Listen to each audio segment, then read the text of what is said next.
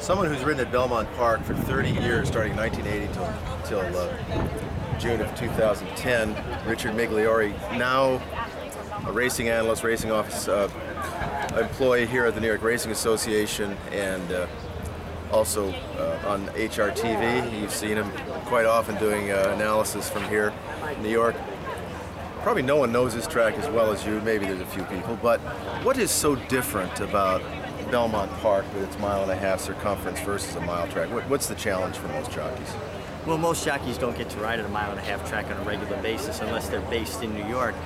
A mile racetrack, when you get to the second turn, you have roughly 3/8 of a mile to go, give or take some yardage. At Belmont Park, as you're getting into the second turn, you have just under 5 furlongs to go, so it's almost a quarter of a mile difference.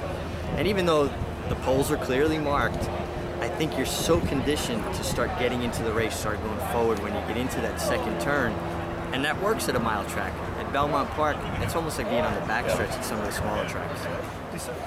There's very few races that start in front of the stands here. The start of a mile-and-a-half race here, a lot of races you see horses jump right into it to get position. How is it different out of the starting gate when you're going a mile-and-a-half at Belmont Park? Well, a mile-and-a-half at Belmont Park, you have 330 yards to the first turn, almost 3/16 of a mile. Usually the race we run, Belmont Stakes, is a huge crowd here that day, so some of the horses are going to break and be a little bit keen for the distance. But then once you get halfway through the first turn, unlike other tracks, there's nobody in the infield, there's not people all on the outside fence. It gets eerily quiet. By the time you hit the backstretch, you're in a world of your own. So even if they're keen a little bit the first 1/8 of a mile or so, they seem to settle down pretty good. You ever jog? You ever jogged the mile-and-a-half oval here? I used to jog when I had to make weight. I don't jog anymore. I'd like to take a look at it. Can we go out and see the track? Yeah, actually, we take a walk. Very good. Okay. Wow, they call this Big Sandy.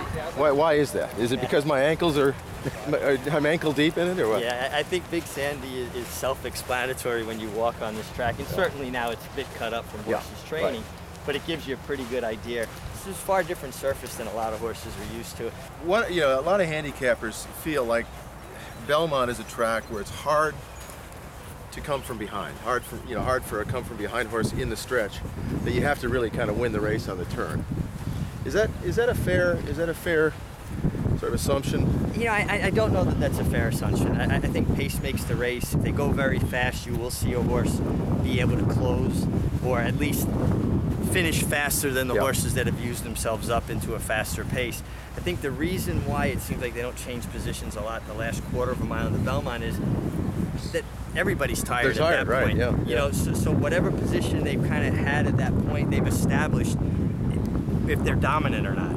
So you don't see a lot of change of position. I mean, the notable exception was Real Quiet and Victory Gallup catching him at the finish. And Birdstone, I guess, too. Although Birdstone was never far away. He was never more than 5 lengths off the pace at any point in the race, and he was pretty close to Smarty Jones at the 8th pole. Yeah, this is actually the stretch is shorter than Churchill Downs, I think, right? Out of all the tracks on the New York circuit, this is the shortest stretch. It is. But you can see that there's a long run. It's almost as long from the wire to the first turn as it is from the quarter pole to the wire. You know, it's basically in the middle of the stretch of the finish line. And it gives you an idea of the scope of the turns. I mean, these turns are almost 3/8 of a mile long.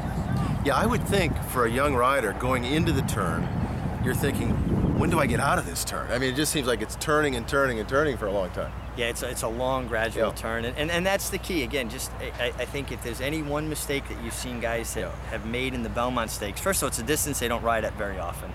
On a mile-and-a-half racetrack, you get to the second turn, I think you're so conditioned to let's go forward, and then when you look up, gosh, I have 4.5 furlongs to go, you can't take it back. Hey, we've got a couple hours before the races. Do you want to race? You want to do one lap? Well, if you hold my jacket. My money would be on you, I think, my friend.